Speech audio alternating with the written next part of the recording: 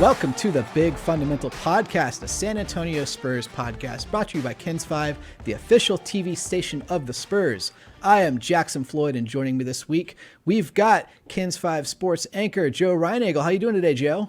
I'm doing great. It's good to be back, and the NBA season is upon us. That's good. Yeah, you seem excited. Tom, you seem a little dour. That's Tom Petrini, Kins 5 digital sports writer. How you doing there, Tom? I'll be all right. We got one sleep till Spurs basketball, maybe a little less. I tried to buy a used car today, and so I'm gonna be a little bit out of it for the next week or two, just thinking about that. But hey, we get NBA basketball tonight, right? Yeah. We got Spurs basketball on Wednesday, season opener against the Magic. Yeah. I'm so excited for preseason to be over and season to be here, basketball to be here. It's like Christmas Eve. I'm looking forward to having a lot to talk about. Not that there wasn't a lot to talk about this offseason, but it's always more fun to talk about what's happening on the court as opposed to off of it. But yesterday was the final off the court kind of roster finalization for the Spurs before the season officially tips off tonight. Earlier into preseason training camp, they did waive Luka Samanic, the 19th pick just 2 years ago. Joe, what was your reaction to seeing the Spurs take that action to let Samanic go, and what does that mean? I really wasn't surprised. Samanic, I think, was a guy that came in here with high expectations, obviously, to draft him as high as they did. But I just don't think he was ever able to take that next step. And you can blame him, you can blame the Spurs, maybe a combination of the two. But he just wasn't the guy the Spurs thought he was going to be. And so, and you'd watch him on the floor sometimes in this preseason, and you could see signs that he just didn't seem like his heart was in it sometimes, just from a hustle standpoint. And I know, and you guys know as well as anybody, I mean, Pop's not going to put up with that, and that's just not something that he wants on this basketball team. So it didn't really surprise me. I'm glad that he ended up with another team. Hopefully he can develop there and become the player that everybody thought he would be, but not surprised that he's gone. Yeah, Joe, like you were alluding to there, he did sign a two-way contract with the New York Knicks. It was funny watching New York Knicks fans on Twitter kind of react to it as like, this is it. We got our guy. It's a three-point shooter to put next to Randall. And it's like, oh, maybe you guys haven't seen Samanic. Specifically, the play that preceded his waiving there from the team. Tom, talk us through what the last time we saw Luka Samanic on the court in the silver and black. What happened that led to him being cut from the team? So it was a preseason game against the Magic, and Pop's starting lineup and main rotation had built basically an 18-point lead in the fourth quarter. Then a lineup that was basically rookies Joshua Primo, Joe Reinagel, Bryn Forbes, Keita Bates-Diop, and Drew Eubanks. And the Magic left their starters in, basically. And they were, like, hitting shots, getting into it, talking a little trash, which was very funny to see. But anyway, they were motivated. And there's about 4 minutes left in the game. Spurs are clinging to a 6-point lead, and that's when Luka Samanic gets put in the game for the first time. And it's for a guy who's always kind of struggled or never really consistently brought the on-court want to. It was not a great situation for him to go into, but he definitely did not make the most of it. And a play that immediately, like within a minute of him getting on the floor, he made a play that had Spurs fans. There were already some rumblings like, oh, they should cut Luka. But, I didn't see them as very serious because it was like they invested in this guy as a long-term project. He's 2 years into his rookie deal. If he was going to amount to anything, it'll be in the latter half of that. They drafted him for his long-term potential. So I didn't think that he was going to be cut. But then there's a pass from Primo to him that maybe he could have moved toward a little bit more aggressively, but it got picked off by Cole Anthony. Cole Anthony goes the other way. And for a moment, Luka Samanic is next to him, chasing him. And then he just stops. And I didn't see it in the moment. I looked back when, somebody posted it, and my initial reaction was like, okay, yeah, that looks bad, but it's a preseason game. You don't want to hurt anybody. You don't want to take a clear path foul in that situation, like whatever. But then the rest of the game too, there was another where he just completely missed a help side rotation. Even on the game-winning three, he assisted on the game-winning three to Keita Bates-Diop, who was taking his roster spot. And it was a dribble handoff late in the clock, and he, game on the line, and he didn't really look super interested in setting a screen. He was playing like he knew he was going to get waived, which maybe he did. We don't know. But basically what it came down to for Spurs fans that night, and apparently for Greg Popovich and for Spurs decision makers that night, was he was essentially playing for his roster spot, and he very clearly gave up on a play. Yeah. And it might be an instance of Pop sacrificing a player on the altar of everybody's got to play hard. Wouldn't put it past him. But even if we weren't surprised that it happened, I was personally surprised that it happened. But it is a surprise, if on draft night you were like, in 2 years they're going to cut this guy.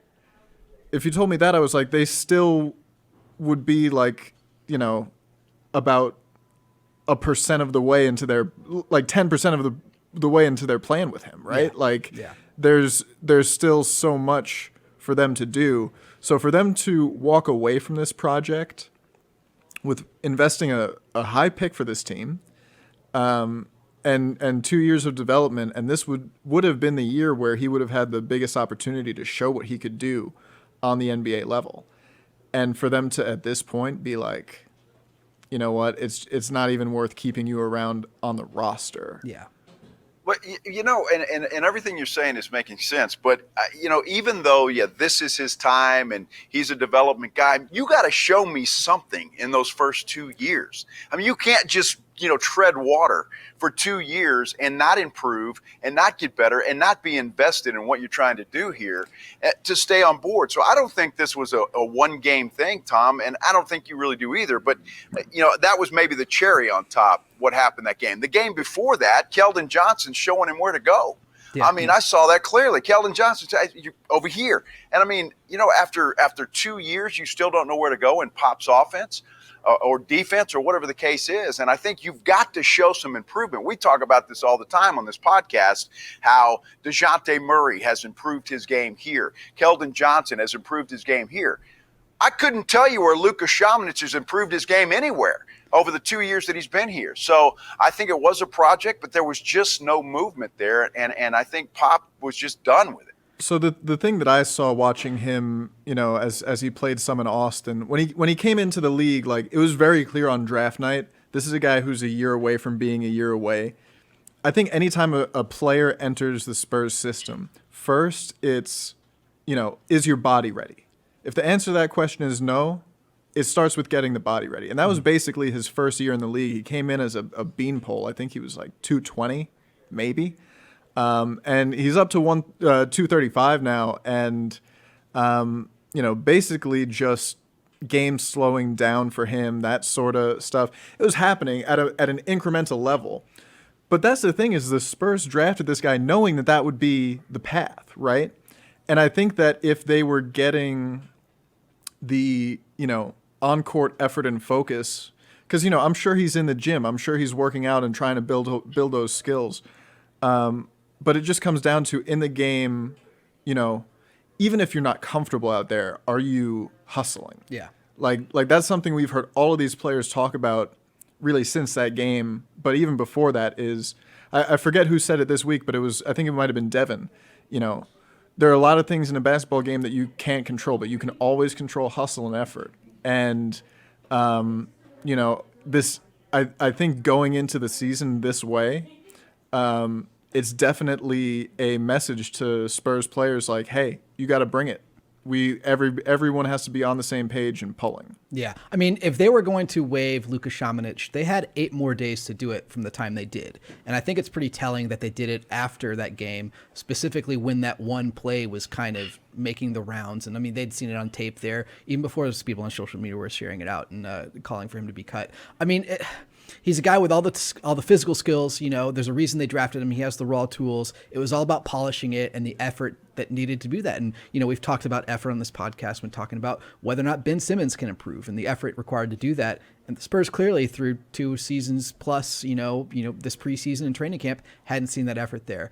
I think it's pretty telling as well that everything they said after the fact, you know, Popovich speaking about it, and some of the players like Jakob Poeltl speaking about it, was all about effort and energy and the energy required to play on this team this year and the hustle. And then the very next game, there is a play that's quite the opposite, maybe the exact opposite of the Samanic play. You know, you're talking about the Luka Samanic play. He's the guy at the bottom of the roster, not hustling back on defense, things like that. Next game, DeJounte Murray has a play where he hustles back from the defensive side, runs down the ball on the opposite side before he can go out. He's able to save that.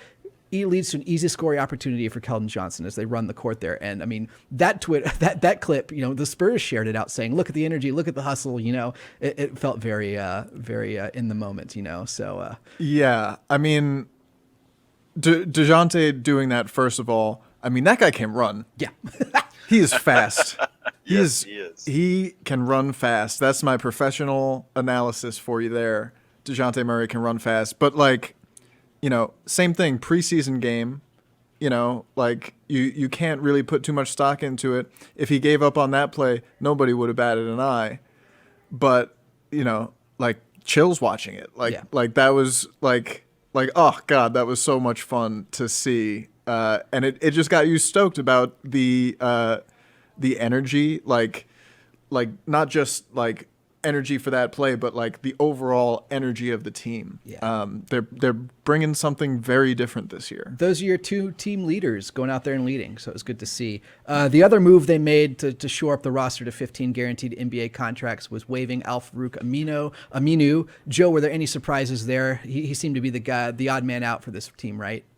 He played 6 minutes, right, in the preseason, I think, something like that. So, I mean, the writing was on the wall there. I think it was the minute they brought him in. He wasn't going to stay here. So he was one of those guys. I mean, we talked about it. You know, they had to get rid of a couple of guys. And you always knew Aminu was one guy. Samanic was a guy that came in late, but Aminu was out of here. Yeah, I mean, Tom, was there a trade that might have been option on the table there? You know, packaging him with something like that, or maybe just getting a pick, or was waiving the only option here for them? Not now. Yeah. The thing with Al-Farouq Aminu, the reason that he came to San Antonio was to make salaries match in a DeMar DeRozan sign and trade. Yeah. The Spurs got Thad Young on an expiring deal. They're going to be going into the season with him. They got a first-round pick. Aminu was always, I mean, he signed a deal in Orlando that looked bloated at the time, and then became even more bad value once he, you know, suffered some injuries that kept him out and basically couldn't, you know, hang in the rotation there or in Chicago. We should have known it was over when the Spurs gave him number 77. Shout out Joffrey Laverne and Damari Carroll. It's not a good number if you're trying to make the roster for the Spurs. But yeah, if the Spurs didn't have a roster crunch and they could have held on to him through the trade deadline, then maybe they could have included him to make salaries match in a trade where they're sending either, you know, guys on rookie deals or, you know, picks or whatever it may be. That would have had marginal value, I suppose. I think Keita Bates-Diop is going to provide marginal on-court value too. But yeah, the thing with Luka was that I did not think there was any universe where it would make sense for the Spurs moving forward, you know, short-term and long-term, you know, like for the Spurs to say we want the short-term production of Keita Bates-Diop over any long-term potential that Luka Samanic has, like that's them very confidently saying like we made a pretty big mistake with this pick. Yeah, and I mean, going back to it, he's going to have a chance, right, with the Knicks to make the roster. It's a two-way The thought of contract. him going from like not hustling enough for Pop to now going to be playing for Thibs, Thibs coached organization, hilarious to me. Maybe he's a kid who just needed brighter lights and bigger city, right, Joe? But I mean, like, Yeah. even if he goes to the Knicks and makes the roster and develops into a good NBA player, a guy who's getting the minutes, maybe he even is a fringe all-star down the road because he's still young and he's got the tools. That's not a knock on the Spurs, right, Joe? They didn't throw him away too early, I don't think so, and I think that's just Greg Popovich. I mean, you're going to come here, you're going to play, you're going to hustle, you're going to put your heart out. Pop has said it many times. I've heard him over the years. As long as we're putting in the effort, even if we lose, I can live with that. Yeah. But Pop is just one of those guys that if you're not going to bring it and give him 100% out there on the floor every minute that you're out there, he's got no business with you. And I think that's exactly what happened with Samanic. Pop was just said, that's it. I just can't do it anymore. So, I kind of disagree. I think that if Samanic goes on to have like if Luka Samanic becomes like a fringe all-star, that reflects really poorly on the Spurs because then it will mean that the Spurs were wrong like 3 times on Luka Samanic. Because at this point they've basically through their actions said we were wrong to draft him here. If he then goes on to, produce, then it's like, okay, you had something here, but for whatever reason, you A, were not able to extract it from him, and then B, toss that ticket before the race was over, and, gave up on him too soon. So, I think that, for now, we can look at this and say, okay, things didn't work out between the Spurs and Luka Samanic. There's blame to share. None of it's a huge deal in the grand scheme of things. But if the Spurs still have a chance to be wrong on Luka Samanic again, it's something that I'll be keeping an eye on. I mean, he's going to play in Westchester for most of the games, right? Yeah, it's Westchester. Fine city, but the lights are not brighter than they are here.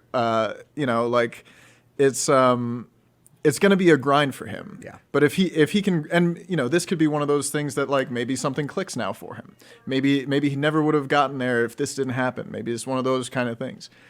But still, the better he does, the worse it will look for the Spurs. Here's what's got to click for Samanic, though, right here. Okay, we've mentioned it. He's got the tools. The problem is here, his want to, and here, his heart. That's where he's got to flip a switch somewhere, or somebody's got to be able to do that. And I'm not sure that, just a change of scenery with a different coaching staff and different players is going to fix what's in here. Samanic has got to do that himself, and he's got to decide he wants to be an NBA basketball player and a good one. And if he never decides that, then he's all done. Right. I'm not going to bet anything on Luka Samanic. I don't wish him any bad luck. That's not what I'm saying here. But until he changes this, he's not going to make it. He won't make it with the Knicks. He won't make it with the Spurs. He won't make it with anybody. He's got to fix that heart somehow and the desire to go out there and play basketball. Right. I don't think it's the change of scenery thing that might make a difference for that mentality part. I think it's, the realization that like, oh, man, the Spurs believed in me enough to take me with a first-round pick, and then after 2 years with me, decided that I wasn't worth keeping around. Like, I don't underestimate the force that sort of event could have on a young NBA player's psyche. Yeah, this is a turning point for him. It's a transformational moment for him, for sure. He gets the chance to kind of look at himself and reevaluate things, and that's always a good thing. Samanic gone, Aminu gone. The Spurs roster is at 15 guaranteed contracts, which means the average age for the Spurs team is younger than Tom, if you will. I was hoping you wouldn't say it.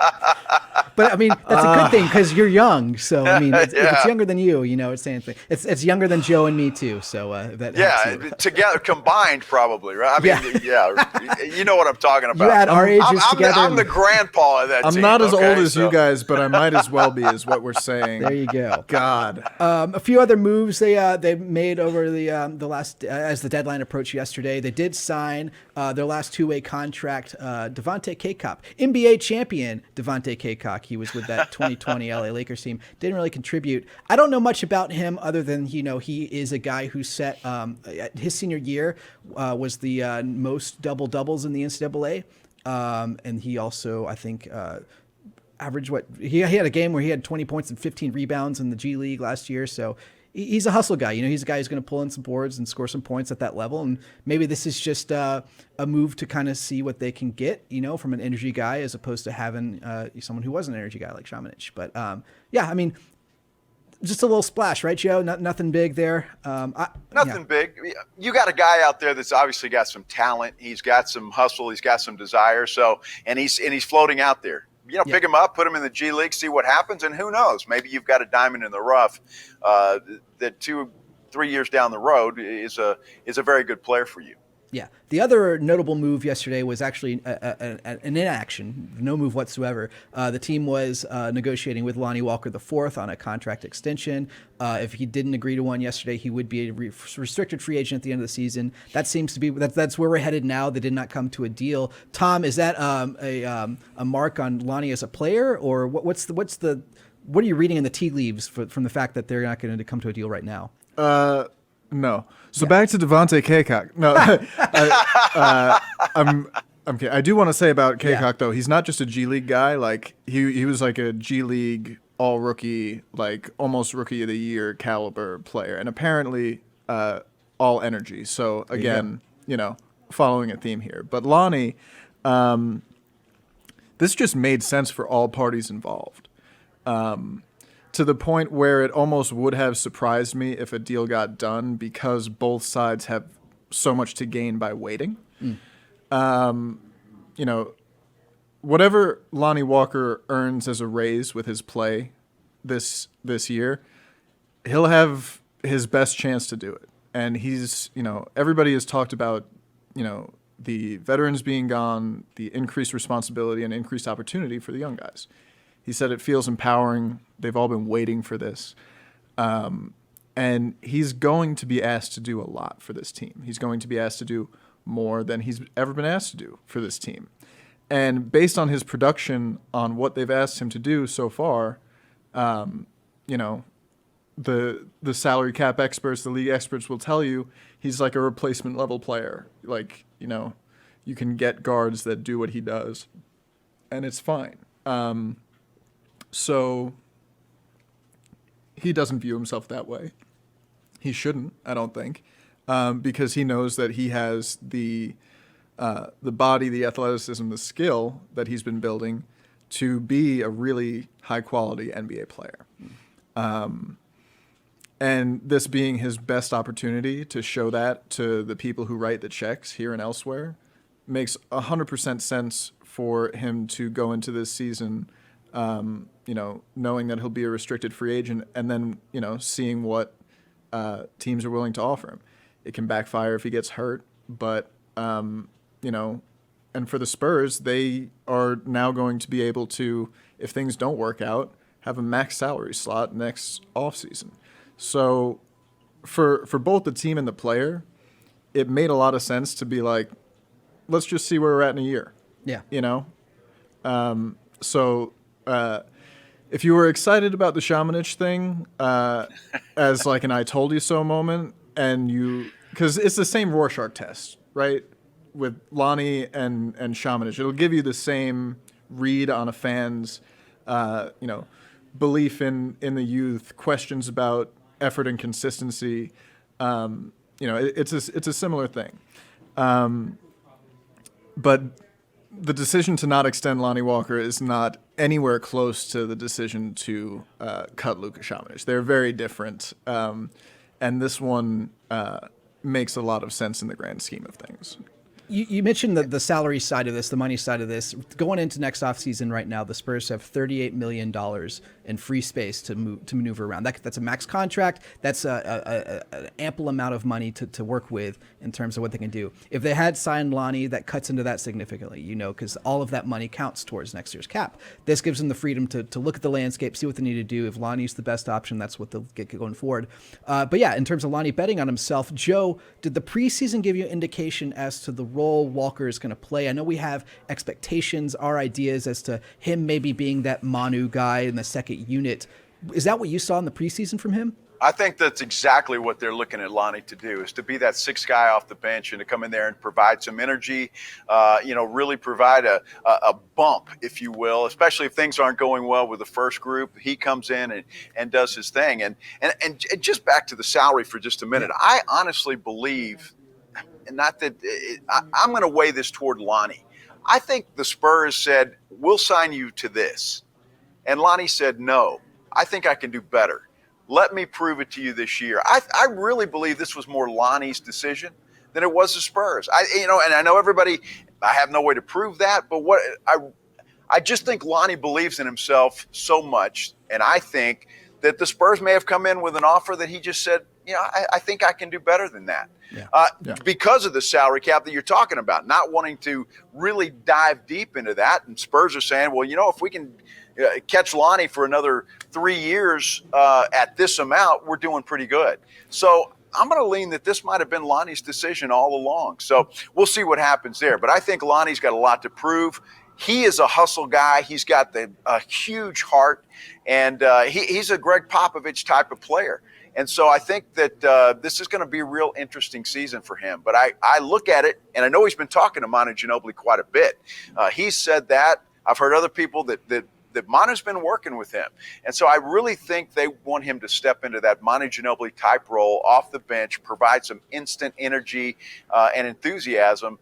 And I think he's going to do really well. I look for a good season out of Lonnie this year. Joe, I'm glad you brought that up about it seems that Lonnie's betting on himself. Because I've had people, I've described it that way. I think that's a fair assessment. But I've had people saying well, he had to because, what if the Spurs didn't offer him anything? I really don't think the Spurs came into this negotiation, and you can correct me if I'm wrong, but I don't think they came into this conversation and their offer was $0. We have no interest in extending you. Because I don't think that would work very well with Lonnie and his agent. I think that would result in his agent, who is Rich Paul of Clutch Sports, by the way. Also represents DeJounte Murray, too. Right. So. I really just don't see them doing that, especially because, and because he's going to be a restricted free agent, they can match whatever he earns. And it's probably not going to break the bank, whatever it is. But I just can't see them coming in and saying, we're going to pay you nothing. Would you take that? And I don't think it was nothing, Tom. I think, say a $10 million a year deal, right. It was probably, whatever the case may be. It was probably close to what his numbers to this point say he's worth. Sure. Yeah. Which I think Lonnie correctly believes is undervalued based on what he can bring and what he thinks he can bring in this year full of opportunity. Yeah, I mean, if he can double his salary based on his performance this year, that's the gamble you take, because you know what, that $8 to $10 million option is going to be available for him at the end of the season, wherever he goes to. Right. Looking at the other salaries that were signed yesterday, as teams came to agreement, there's money to be made in the NBA, right. And he's going to be able to do that. So, but the other thing with this decision now for the Spurs is, for the Spurs and for Lonnie, he's talked about my thing is consistency, bringing it focus every night, every quarter, and contract year performance is a real thing. Yeah. That might be an effective motivating tool. I don't know. He seems to be a big picture thinker. He's focused on, not getting too high or too low, focusing on his mentality, trusting his teammates this season. But, I think that this is going to be a pretty huge opportunity for him, and the Spurs are going to be wanting to see, what can he bring? Absolutely. If you're not willing to gamble on yourself, who are you going Right. to gamble on? Yeah. And I just think he's got that. He knows what he can do, and he knows what he can bring. And I just think this year he's really going to get the opportunity to show everybody what kind of player he is. And I look forward to watching.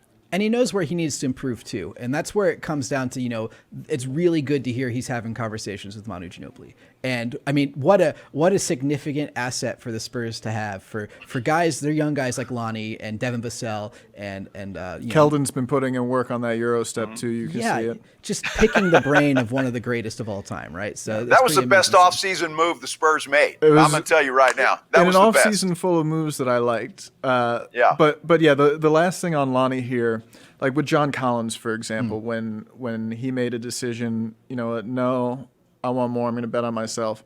We found out through a leak that, Atlanta had offered him like $4 and $90. We will get no such leaks with the Spurs. No. Like it's just, we're not going to know what was offered. But whatever it is, you can assume that Lonnie and his group looked at it and say, I can earn more.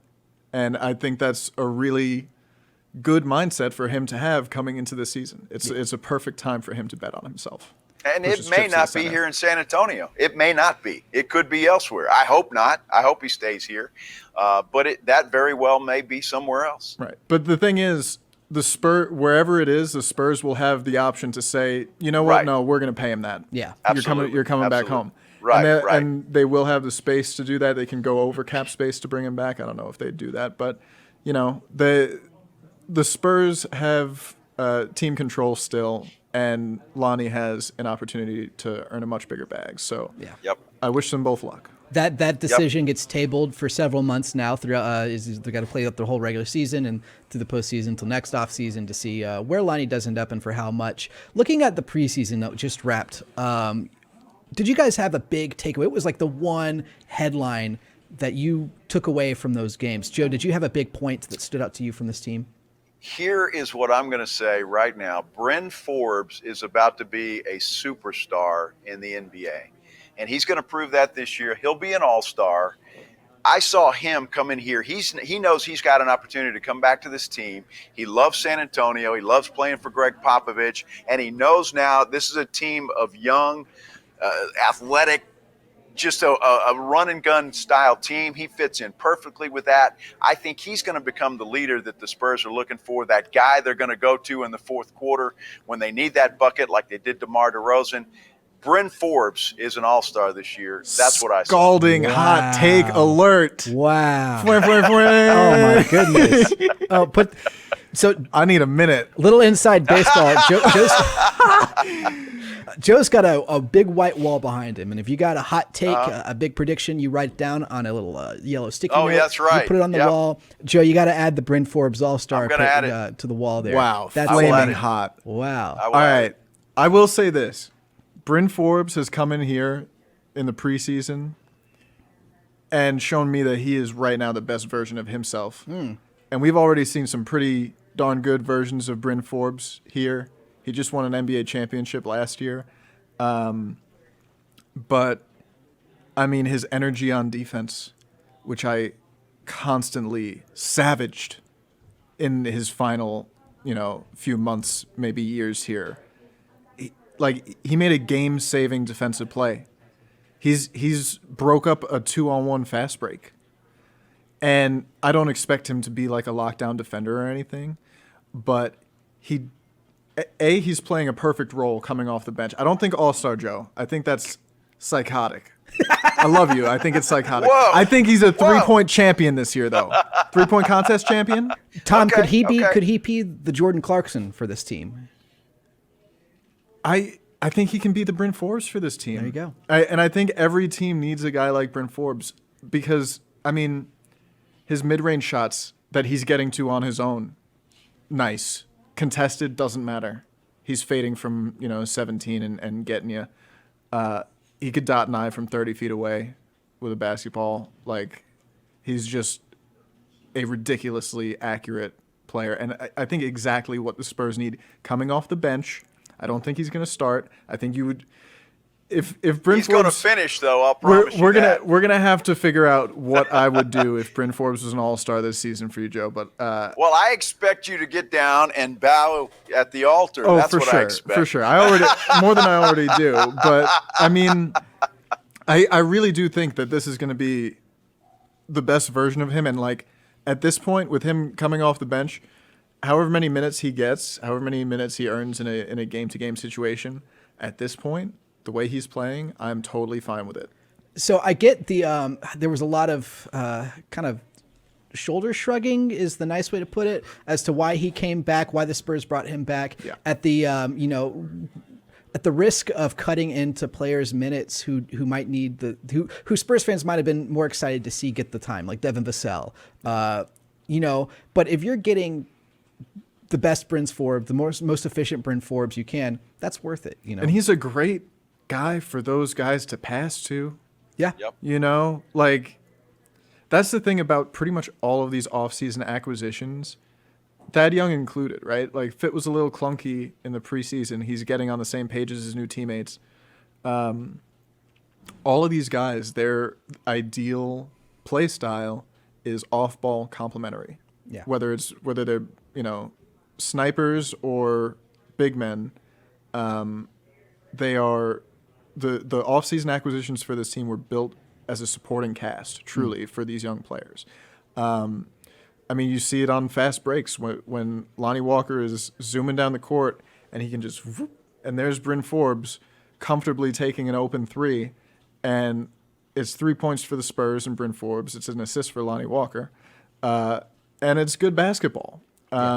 And when you have those, Doug McDermott is another guy, and he's, I think, one of my big takeaways is that he's a wonderful fit with the starting unit. Yeah.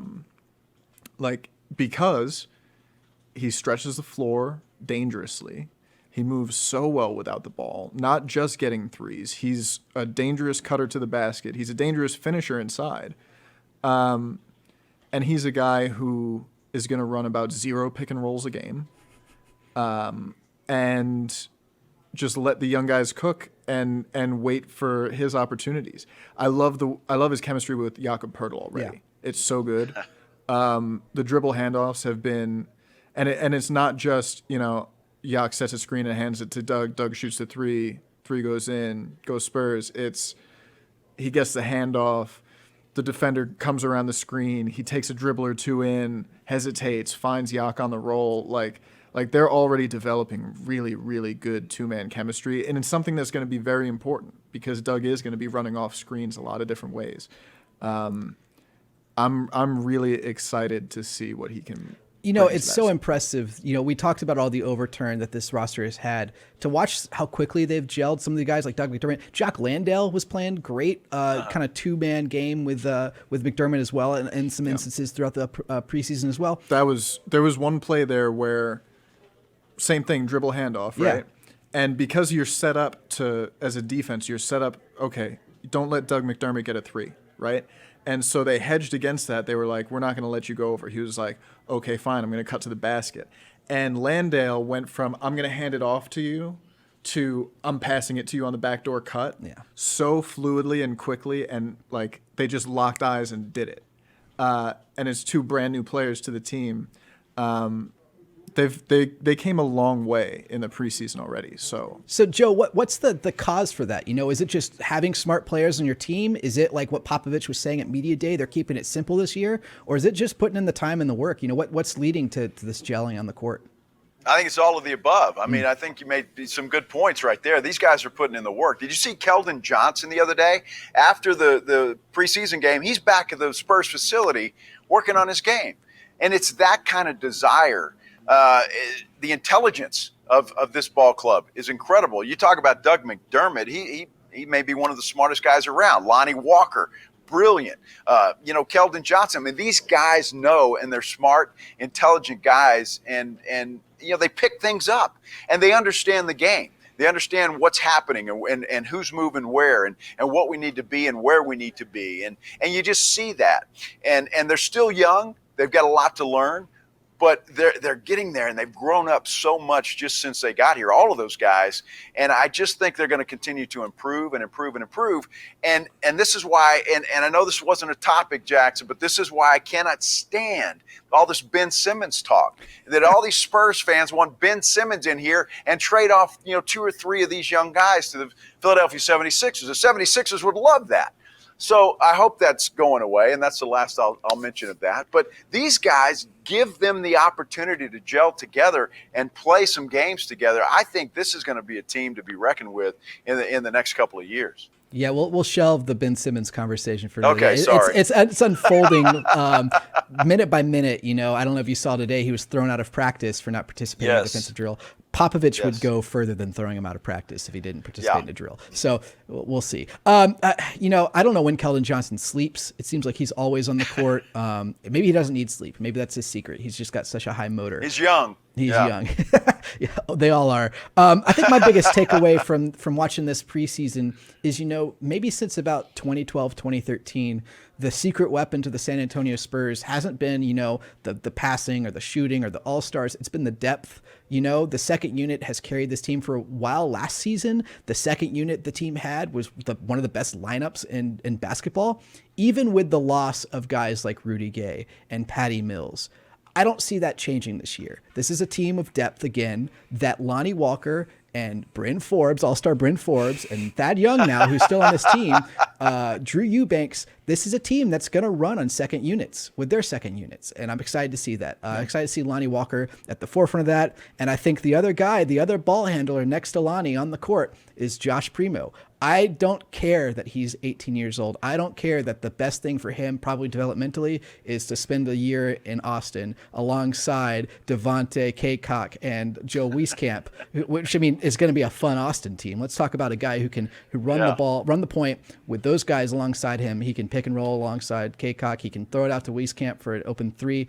The best thing for him is to be the second guy on the bench. Talk about a bench unit of Primo, Forbes, Walker, Thad Young, Devin Vassell. That's a lot of fun.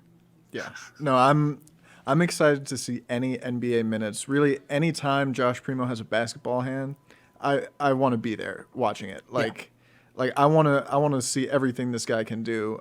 He's extremely talented. He's ridiculously comfortable for a kid his age. And I understand the urge to overreact to how good he's been. There have been some crazy ones.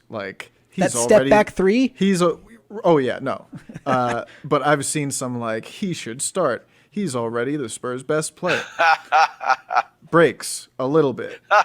Breaks. A lot of people don't think about this, but they're really important to going fast because you gotta go slow sometimes before you can go fast. And Primo though is a rare rookie where. He's a rare Spurs rookie. He's a rare 18-year-old where I'm watching him play and I'm like, I don't know. He looks very ready to me. So anytime he can contribute, and it seems like the game just bends toward him when he's in it. The opponent knows, his teammates know, the crowd knows that he's going to make a big play some way. And then he does. And so, rare talent, already proving draft night negative overreactions to be fairly bad. I was one of those guys too. I'll admit it. I was like, "What? Why?" Yeah, mea culpa across the board, right? The thing is, it was either that or rage or I don't get it, but let's see. Those were the three main reactions. There was nobody who's like, "Oh my God, yes, this was the guy that was on the top of my list for the Spurs to take." Right. With this pick, that just wasn't. And it's not. We're seeing now, Spurs turns out did more homework than us on that. Yeah. So guys, 20 games in the G League. Are you taking the over or the under, Joe? What's your thought? I'm going to take the over there. I think he goes to the G League. And here's why I say that. Everybody's excited. I hate preseason, whether it's basketball, football, baseball, because the level, once the regular season starts, the ball goes up, the level of competition goes up with it. And things are going to change a little bit, and we're going to see. And Greg Popovich knows that. And I'm not saying Primo wouldn't be able to handle it. He very well may. But that level of competition is going to rise, and everybody's going to see a little bit different. It's going to get more physical. Just a lot of things are going to change. And so I want to see how he does there. But I think he starts in the G League, and he plays there for a little while. I don't think he starts here in San Antonio tomorrow night. Tom, over or under 20 games in the G League for Josh Primo? I say under, and here's why. Josh Give me Primo, a take, Tom. Josh Primo, if you look at what he does on the court, what he's able to do on the court, his ability off the dribble, both to create his own shot and to penetrate and find teammates, is something that I did not expect to see from him before the start of his rookie season on draft night. Did not expect to see it. Yeah. And his ability to do both of those things, but especially create his own three-point shot off the dribble, it's not something that the Spurs have a lot of players who are naturals at doing. We're seeing an increased willingness and an increased maybe accuracy here from DeJounte Murray, Derek White, Lonnie Walker, who I think right now is the most natural off-the-bounce three-point shot creator, at least through the preseason. Derek White up there as well. But, Keldon, most of these guys, you would rather have them going downhill attacking the basket. And Primo brings a skill that's at a premium in the NBA for good reason. And he's just, so good at it, not just for an 18-year-old, but in general. And I can see him playing, I can see a situation where he plays maybe 5-6 games for Austin, and they're watching him play, and they're like, okay, okay. I won't disagree. I'm not going to disagree with you, Tom. But whose minutes is he going to take? Whose minutes does he take? No, I think it's Trey Jones who's the odd man out there. Unfortunately, he fits alongside Lonnie and Bryn Forbes and Thad Young and Devin Vassell in that second unit. I think I don't expect him to start out with a big role in the NBA, but I think. There are going to be games when they go to him off the bench. And there might be games where a starter is out, and to maintain the continuity of the second unit and the first unit, Pop throws him in there. I could see that happening. We saw that with Trey Jones in a few games last season. Here's the thing. We've seen the Spurs maybe frustratingly use the G League to kind of bring their rookies up to speed. And sometimes they spend 2 years there. Sometimes they spend 2 years there and they get cut the following season. It's rare, though. It's rare. But, what we haven't seen is the Spurs send a lottery pick to Austin for a significant amount of time. That's because they don't have a lot of lottery picks. The guy they took last year in the 11th spot, Devin Vassell, didn't play a minute with the G League. Whether or not that was because he was a lottery pick and a little more talented, a little more skilled, or because there wasn't really a G League, there was the G bubble, if that affected things. I think that the verdict's out. To me, I think under 20 makes sense to me in the same way, Tom, you're talking about. I think maybe it's a dozen games, maybe 15 games. Personally, I don't want him in Austin unless he's going to see, the Edward Sharpe and the Magnetic Zeros or the Polyphonic Spree or any of these. Are these still bands? Deep Cuts. Skrillex. Is that? I don't know. Go to Austin, see a band. Maybe goes to the F1 race this coming weekend and the Circuit of the Americas. But, Forza Ferrari, baby. Eat at Kirby Lane before the one here opens. See the sights. Swim at Barton Springs. Come meet my puppy. Come meet Tom's puppy in Austin. Oh, yeah. Josh Primo, go meet Tom's puppy. Oh yeah, Dottie is an absolute joy. But yeah, otherwise, stay with the real silver and black here in San Antonio. It's not my decision. All right, that's the preseason. Tomorrow, Wednesday, the regular season for the San Antonio Spurs kicks off 7:30 p.m. inside the AT&T Center. Joe, you'll be there. Tom, you'll be there as the silver and black take on the Orlando Magic. You guys excited? Let's get this money, baby. Yes, let's do it. Let's go. I think it's too early to dive into the takeaways. What are we looking for? The matchups here. We saw the Magic in the preseason. It like you said, Joe, it's the preseason. I'm just excited to see this team play with the momentum, the energy we've seen them. I think it's gone unnoticed for the most part, but DeJounte Murray was one of the most efficient ball handlers and scorers in the preseason. Let's see if that carries over. I think this is a big year for him. See if he gets off to a big start. Joe, you looking at anything in particular? I just want to see how they play when it's for real. Let's go. These guys have looked good. They're hustled. They're all. Are they going to have the same style? Is it going to be what we saw in the preseason? Is it going to be any different? Will Pop do something different that makes us all pull our hair out or not? I don't know, but I'm ready to see these guys on the floor for real and just see what they've got when it counts in the win and loss column. I know, Tom, you're paying attention to the Drew Eubanks Mo Bamba matchup. Is that what you got your eyes on there? Electric Factory. Hey, my boy Drew Eubanks. No joke. Come on. He's looked good.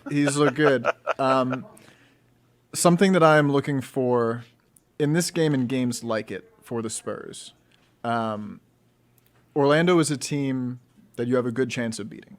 You arguably should beat Orlando, especially they've got 5 guys out right now. I think this Spurs team is going to be maybe better than last year's at those take care of business games against teams that you look at the schedule and you say we should beat them. Spurs, something they've done all preseason is shoot more threes and hit some more threes than they did last year when they were bottom of the league. In the win against the Rockets, they were 15 of 39. And I think last year they had 8 total games with 15 or more made threes, and they had just 4 games where they attempted 39 or more. We're going to see this team play great defense. We're going to see this team shoot more threes. And I think that the level at which they do that is going to decide how they win games on a nightly basis and how many games they win in total. That's Tom Petrini. You can find him at Twitter at RealTomPetrini. And, of course, catch all of his Spurs coverage at Kins5.com for the Kins5 digital team here. Tom, real quick before we let you go, give me a win total number. And are the Spurs in the playoffs, in the play-in, or totally out of it? 38. Ooh. Play-in, maybe home team. There we go. Wow. All right, Joe Reinagel. Catch him on Kins5 for all your Spurs coverage. Of course, he'll be there tomorrow night for the game, looking at the pregame here, and then also catching us up with what happened and what was said after the game. Joe, same question. Win total, playoff, play-in, or out of it? I think they're so unknown. I want to see how they develop, but I'll give you a number. I'm going to say 32 wins, 32, and they miss the playoffs. Right now, I reserve the right to change my mind. I mean, but for now, Joe, that's written in stone until you do. That's written in stone. I'm going to put it on my wall. And you can find him at JoeKins5 on Twitter as well. I'm Jackson Floyd at JacksonKins5. Going into the preseason, I said 32 wins. I've bumped it up to 35, maybe 36. That's fringe play-in territory. I give him the 10 spot there. We'll see how it all unfolds starting tomorrow night. Spurs, Magic, AT&T Center. We are the Big Fundamental Podcast, a San Antonio Spurs podcast brought to you by Kins5, the official station of the San Antonio Spurs. Thank you all for listening.